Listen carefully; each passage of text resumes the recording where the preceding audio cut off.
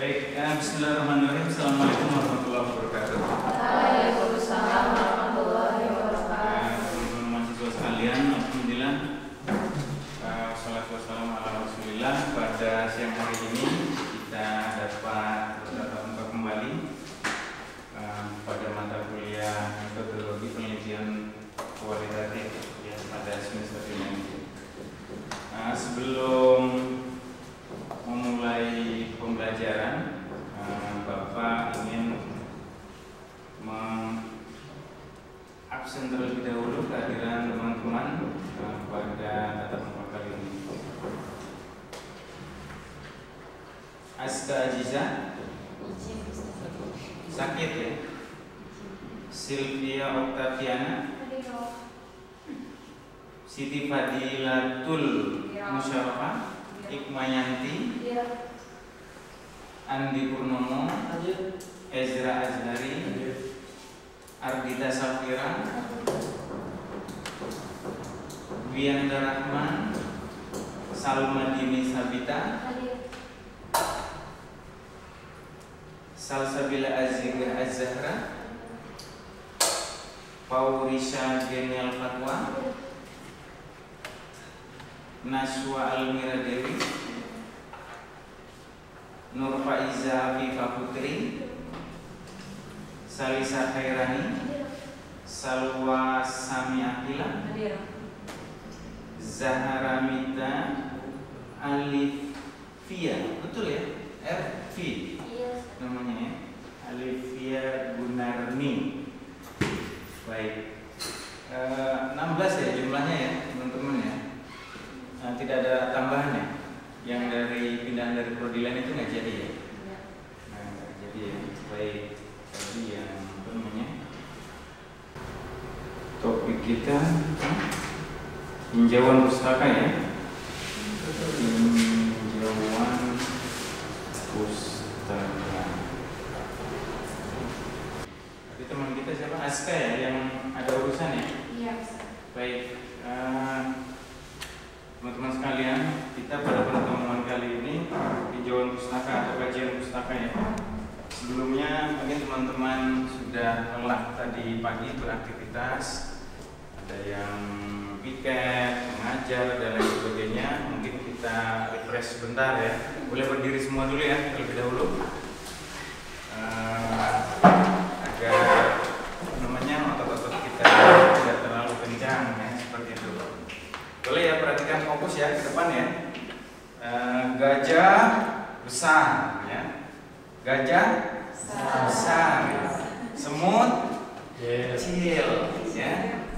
Semut kecil ya. Gajah besar. Semut kecil. Burung terbang. Ya. Oke ya. Ingat ya. Gajah besar ya. Gajah besar, semut kecil, burung terbang ya. Burung terbang, gajah besar, semut kecil, gajah besar, burung terbang, semut kecil. Oke ya. Baik teman-teman sekalian, alhamdulillah ini masih fokus ya, berarti masih bertahan energinya, fokusnya dari pagi sampai siang menjelang sore ini ya.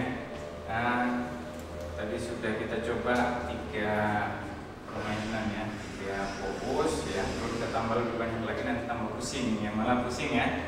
Baik, silakan duduk kembali teman-teman sekalian.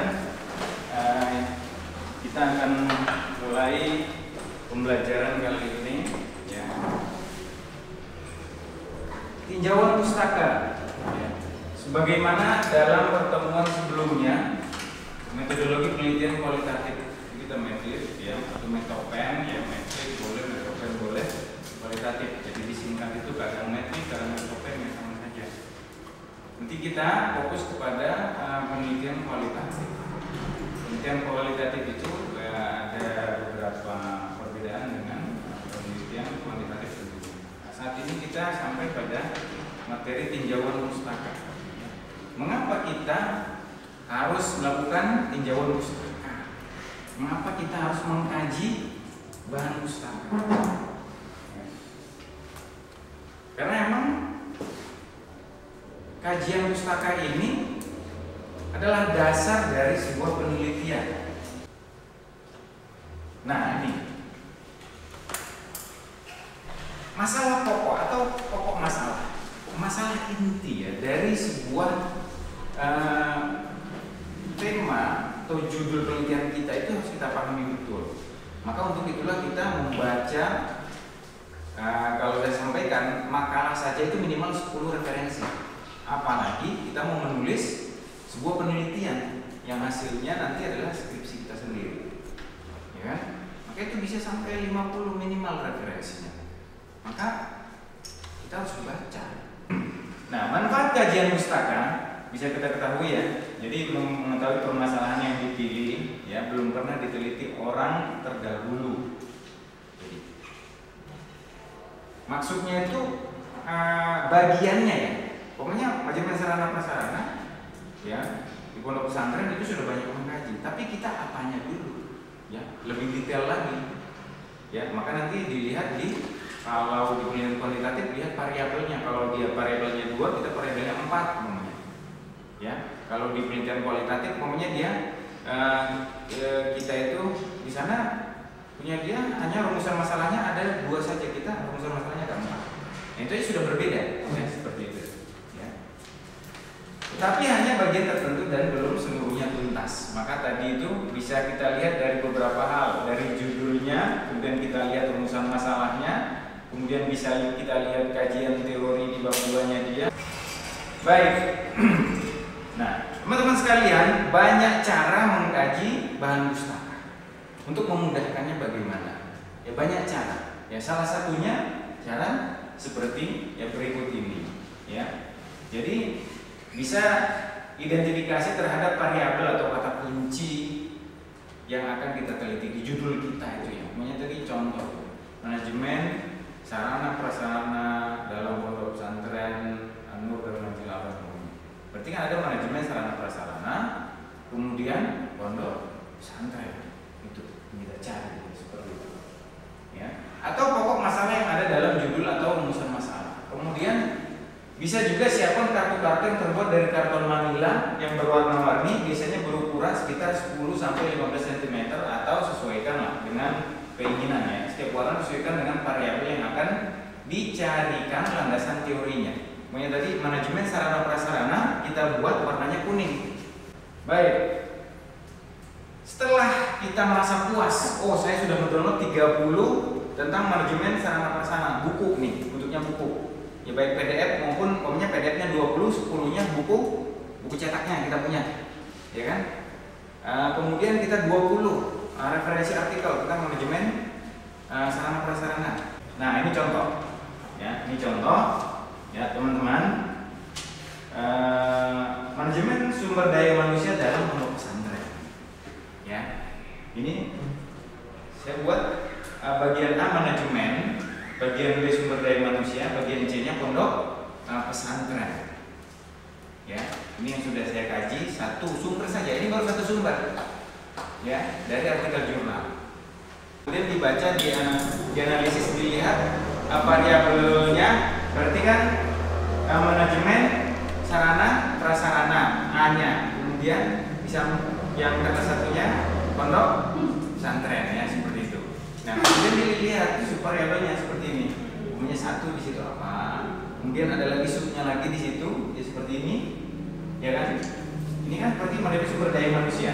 Manajemen sumber daya manusia yang pertama di situ ada identifikasi perencanaan kerja, yang kedua rekrutmen kerja, yang ketiga seleksi SDM.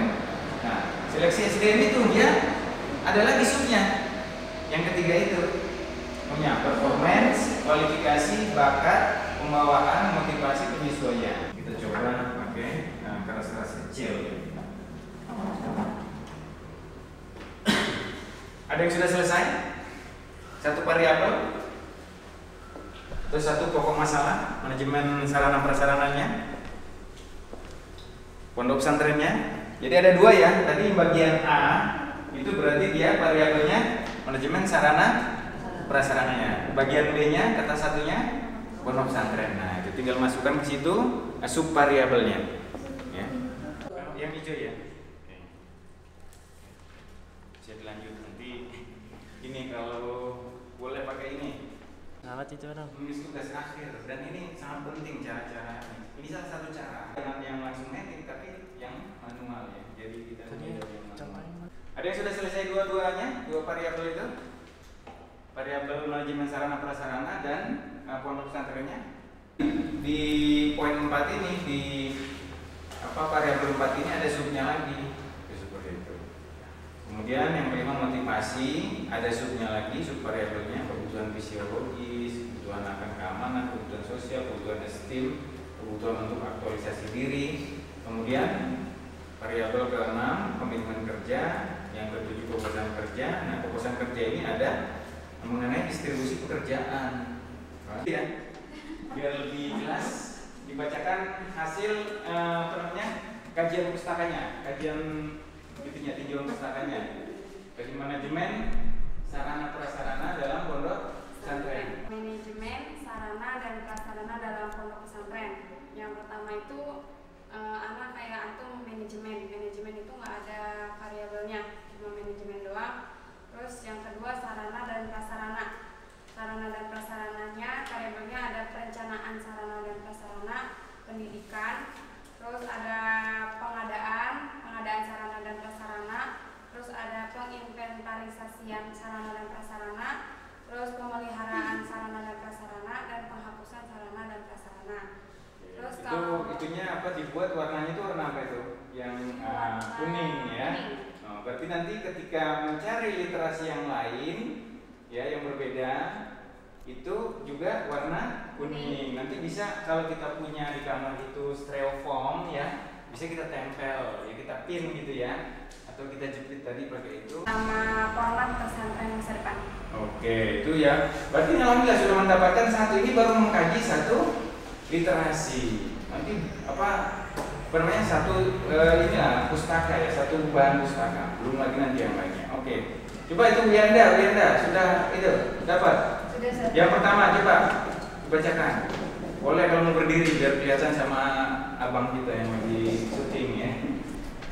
Manajemen sarana dan prasarana, yang pertama ada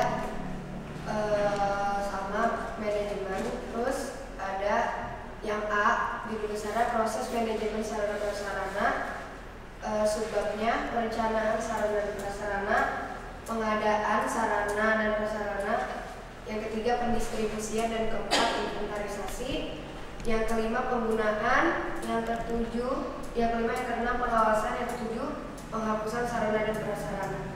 Kemudian yang B ada standar dan tujuan manajemen. Itu dibuat, kamu pengkodeannya warnanya apa itu yang pertama? Warna biru. Coba ditunjukkan ke biru ya. Oke.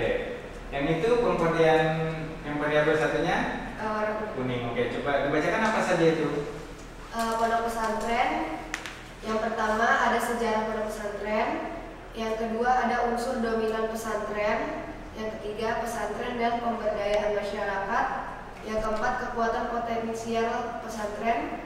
Yang kelima sistem perencanaan sarana dan prasarana pesantren. Oke, itu aja kan dia variabel yang kamu temukan. Yang kemudian susunlah secara bersama mana sumber primer dan mana sumber sekunder dari penelitian tersebut. Ya paham ya?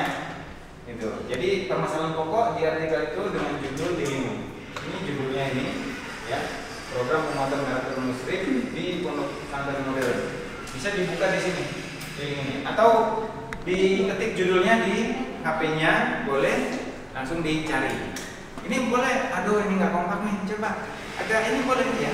Berhadapan ya, berhadapan atau lebih mepet ya. Silakan ya, teman-temannya. Kasihkan ya. Ini agak mepet ke sana ke temannya. Jadi yang buka satu, yang nyatet satu. Coba itu, coba dilihat ya. Jadi yang satu bacain, satu yang ini gitu. Coba dilihat. Ya. Oh, masalahnya apa? Kalau masalahnya untuk penguatan karakter musik dan musik. Itu judul itu kan. Maksudnya pokok masalahnya itu apa? Berarti tentang karakter musyrik, ya kan, karakter ini. Nah, inilah pokok masalah intinya, inti masalah. Yang pertama coba ke referensi. Ini yang pertama ini kira-kira primer atau sekunder? Primer. Hah?